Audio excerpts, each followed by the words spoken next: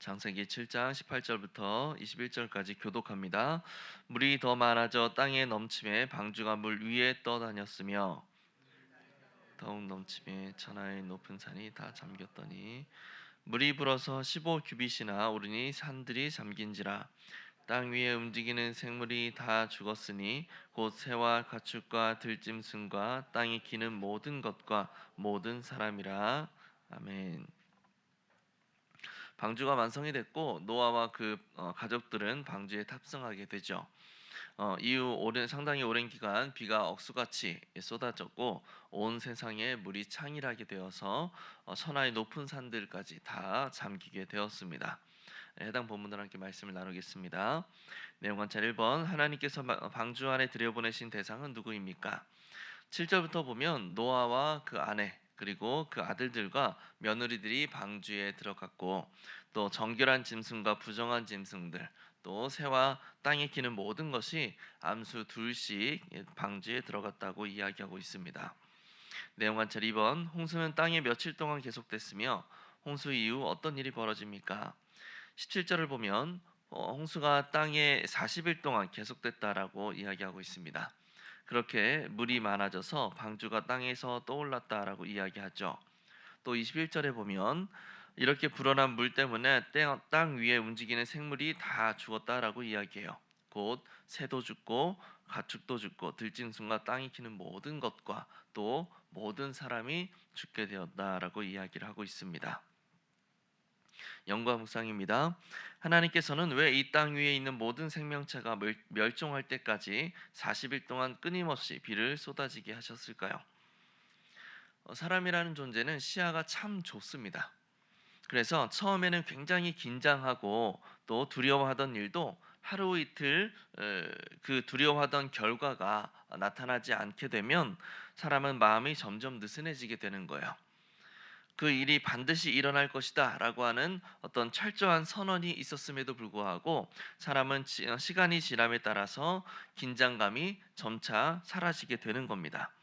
마찬가지로 이 땅이 창조되고 죄가 이 땅에 들어온 후로 시간이 지날수록 인류는 하나님에 대한 두려움이 사라지게 되고 점점 더 죄 짓는 일에 망설임이 없어지게 되는 거죠.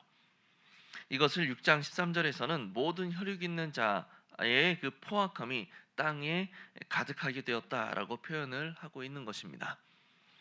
이들은 하나님의 심판이 목전까지 왔는데도 전혀 두려움이 없었습니다. 하나님의 심판에 대하여서 인식조차 할 수가 없었죠. 이런 그들에게 하나님은 예고하셨던 것처럼 아주 무서운 심판을 내리시게 된 거예요.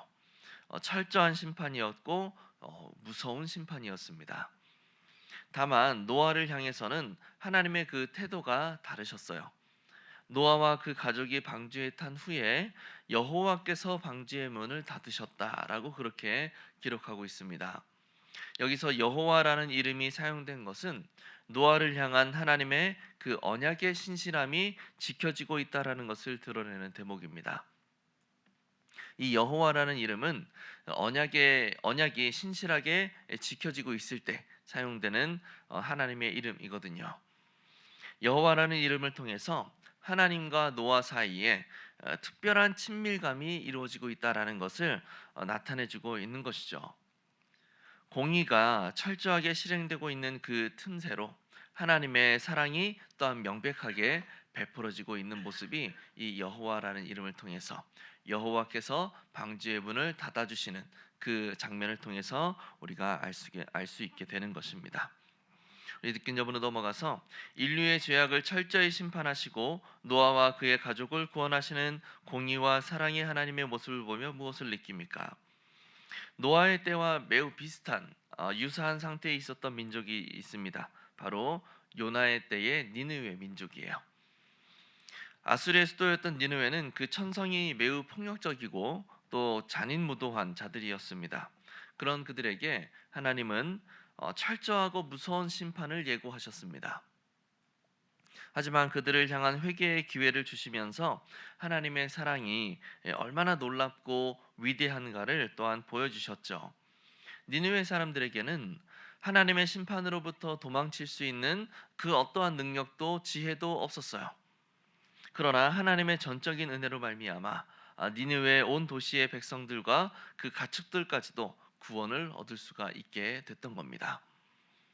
적용으로 넘어가서 내 욕심과 이기심으로 쌓아 올린 것이 한꺼번에 무너진 적은 언제입니까? 야고보서에 보면 욕심으로 인해서 죄가 발생하고 또 죄로 인해서 죽음이 다다르게 된다라는 것을 우리가 그 원리를 발견할 수가 있습니다. 우리가 하나님의 자녀라고 해서 죄를 지어도 다 허용이 되고 용서받는 것은 아니에요. 남의 자식이 거짓말을 하면 저 꼬맹이가 거짓말을 잘하네 하면서 그렇게 넘어갈 거예요. 하지만 나의 아이가 거짓말을 하면 거짓말은 나쁜 것이고 또 좋지 못한 행동이니 거짓말을 하면 안 된다라고 호되게 혼을 낼 겁니다. 욕심으로 쌓아올린 것이 있다면, 잘못된 것으로 인하여서 쌓아올린 것이 있다면 그 속에 죄가 자연스럽게 도사리게 됩니다. 하나님의 백성이 그런 상태에 있다고 한다면 우리의 보호자이시고 우리의 아버지이신 하나님은 반드시 그 더러운 부분을 깨끗하게 도려내시려고 하실 거예요. 마치 거짓말을 하는 자녀를 철저하게 훈육하는 것처럼, 또 손과 발이 더러워진 아이를 깨끗하게 씻겨주는 부모처럼 하나님은 그렇게 하실 겁니다.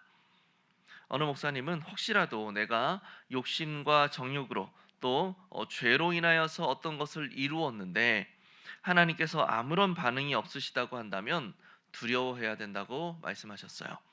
그 이유는 내가 하나님의 자녀가 아니든가 아니면 하나님께서 나를 포기해 버리신 것일 수도 있기 때문에 우리는 두려워해야 된다라고 그렇게 말씀을 하신 겁니다. 그렇다면 결단으로 넘어가서 죄를 반드시 벌하시는 하나님 앞에 거룩하고 정결하게 살기 위해 무엇을 실천하겠습니까? 이것을 위해 우리가 흔히 갖게 되는 가치관을 조정할 필요가 있어요. 어느 드라마에서 아이가 썩 좋지 못한 성적을 받아왔는데 부모는 매우 만족해하며 칭찬을 하는 거예요. 알고 보니 그 아이는 말썽꾸러기에 집중력도 굉장히 좋지 못했던 겁니다. 그런데 자신이 열심히 노력해서 나름대로 열심히 노력해서 자신의 시험 성적을 전보다 2배로 끌어올린 거죠. 물론 2배로 끌어올렸을 때도 성적이 좋지는 못했어요. 절대 평가로 보면 그 아이의 성적은 여전히 형편없는 점수라고 할 수가 있을 겁니다. 하지만 그 과정 가운데 보였던 노력과 열심을 부모는 인정하고 칭찬했던 거죠. 우리는 결과주의적인 가치관을 탈피해야 되는 거예요. 아무리 노력하고 성실하게 임했어도 결과가 좋지 못하면 실패자라고 낙인 찍는 그런 사회적 분위기를 우리는 벗어버려야 되는 겁니다. 내가 살아가는 과정 속에서 얼마나 하나님 앞에 성실하고 정직하게 그 일에 매진했는가, 나의 삶 속에 얼마나 거룩을 향한 열망으로 최선을 다해 성실하게 살았는가를 가지고 평가를 할 줄 아는 그 거룩한 판단 기준을 가지고 있어야 된다라는 거죠. 우리의 판단 기준은 눈에 보이는 것에 있지 않다라는 것을 우리가 깨닫는 것, 그것이 매우 중요한 겁니다.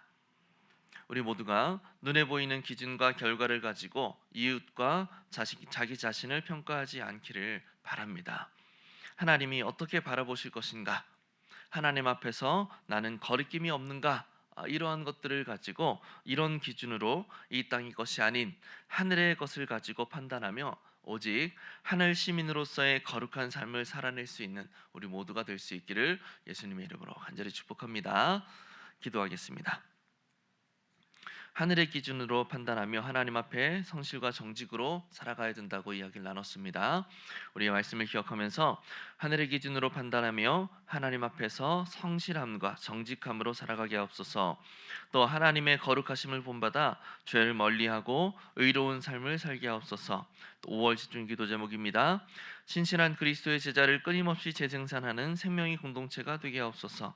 평신도 사역자들이 시대를 분별하여 복음의 증인으로 세워지게 하옵소서. 이와 같은 기도 제목으로 기도하시고 개인 기도하시고 자유롭게 돌아가시면 되겠습니다. 주여 한번 부르고 기도합니다. 주여.